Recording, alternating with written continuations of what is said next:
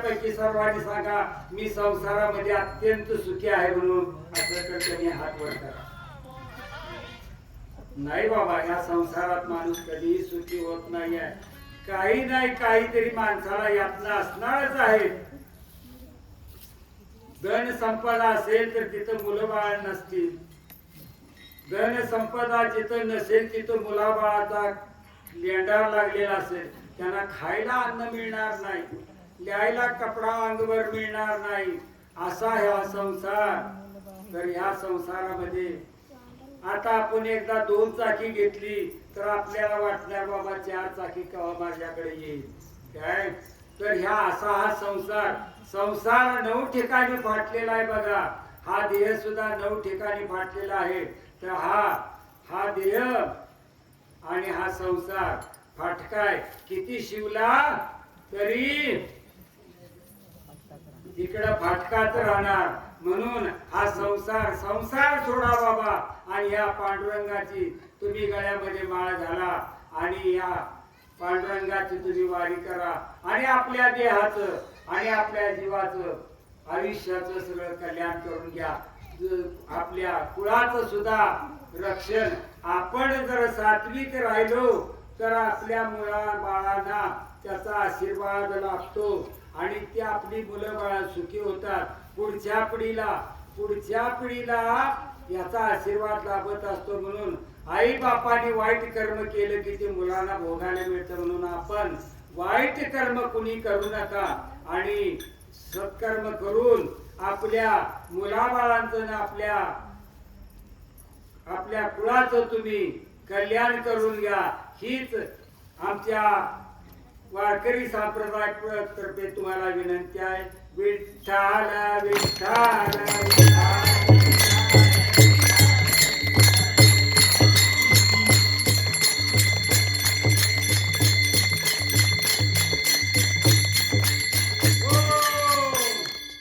बायसा वाल्यात बायसा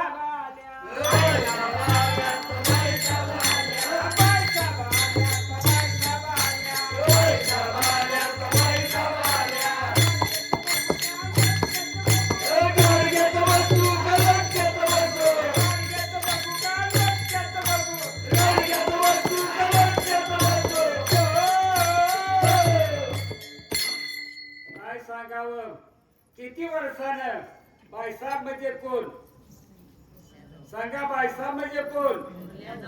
थोरल्या जाऊबाई. म्हणजे आहे तुम्हाला नाती गोष्टी माहित आहे. मला वाटतं आता कलियुगामध्ये विसरला का काय. तर ह्या बायसाब हे 5 जण भाऊ होते बघा. 5 जण भाऊ होते एकत्र. आई बाप होते तो प्रति एकत्र होते. थोरला त्यामध्ये थोरला भाऊ. आता तो करता असल्यामुळं त्याला सगळ्या घराची जबाबदारी त्याच्यावरतीच येते काय. आणि तो राबत असतो वडिलांच्या बरोबरीनं. आणि धाकटी भावंड ही शाळा शिकत असतात. कोण काय करत असतो, कोण काय करत असतो, कोण नोकरी करतो. मग असं तो थोरला भाऊ शेवटी काय होतो, तो राबतो. आणि धाकटे भाऊ सगळे इंजिनियर होतात. कोण डॉक्टर होतय, कोण काय होतं. आणि हा शेतकरी तसाच राहिला. आणि ह्याची बायको सुद्धा राबून त्या घरामध्ये गेली. पण यांना कधी सुख मिळालं नाही. आणि शेवटी काय झाले, ह्या 4 भावांना पंख फुटले आणि ती बाजूला झाली ह्या एकट्या भावाला. पण प्रॉपर्टीतला हिस्सा कोणी बाबा माहू आमचा राबलाय म्हणून कोणी या प्रॉपर्टीतला हिस्सा कोणी एक सुतळीचा तोडा सुद्धा कोणी सोडला नाही. आणि सर्व लोकांनी वाटून घेतलं. आणि हा थोरला भाऊ तो गरीब राहिला. आणि हे सगळे शहरामध्ये गेले सगळे राहिला. आणि हा मोठा भाऊ आणि मोठी जाऊबाई.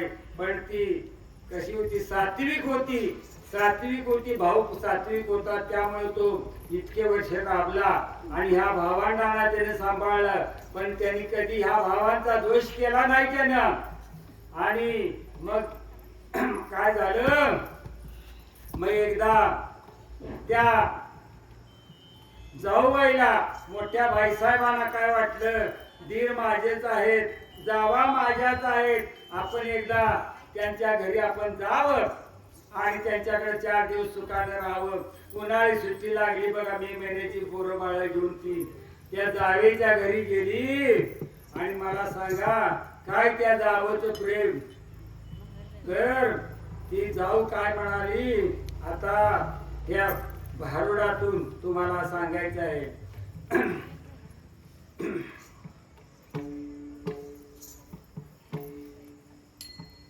लई दिवसानं माझ्या बाईसाहेब आल्या, बाईसाहेबांना